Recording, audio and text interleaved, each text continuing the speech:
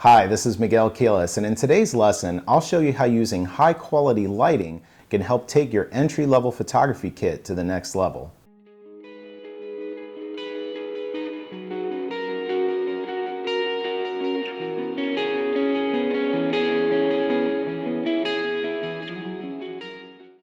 Oftentimes, photographers will ask me what I think about upgrading their current camera setup, and I hear them say things like, if I get this full-frame camera or if I upgrade to this really expensive lens, it's really going to take my work to the next level.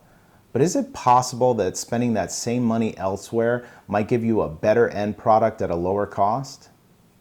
To find out, I'm going to do a comparison between the Canon 7D with a 50mm 1.8 lens and a 5D Mark III with an 85 1.2 L series lens. On the one side, we have a typical entry-level setup in camera gear costing approximately $800 versus a LeBron James, Kobe Bryant-like setup that'll set you back around $5,000. I'm going to apply the same high-quality lighting and post-processing techniques to both images and see if we have a clear winner at the end. Alright, so I rearranged my living room and set up my makeshift studio space. Let's take a quick look at exactly how I set everything up.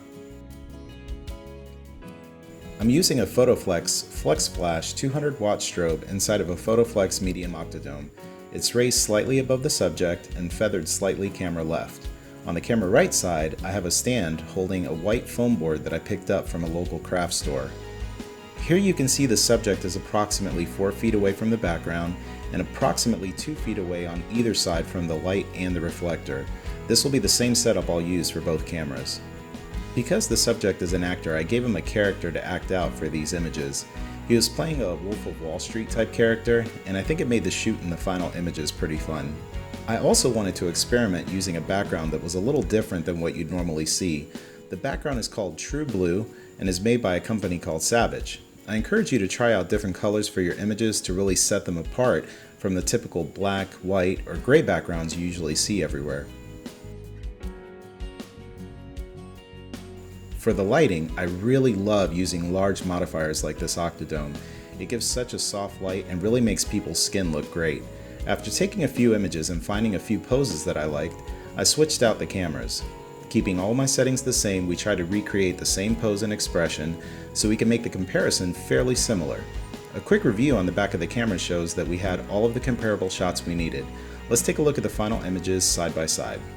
Both images were taken at 1/125th of a second, f9, and 100 ISO. I processed them as raw files in Lightroom and did most of the heavy lifting in Photoshop.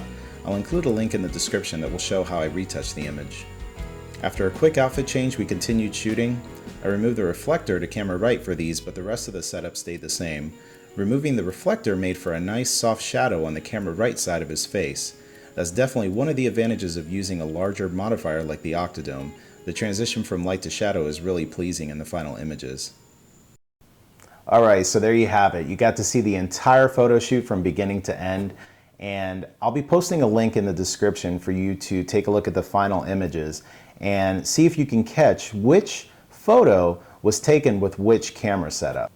If you're in the market to invest in some new camera gear, I really hope that this video broadens your thoughts on how great quality lighting can really help you get the most out of whatever camera setup it is that you're using.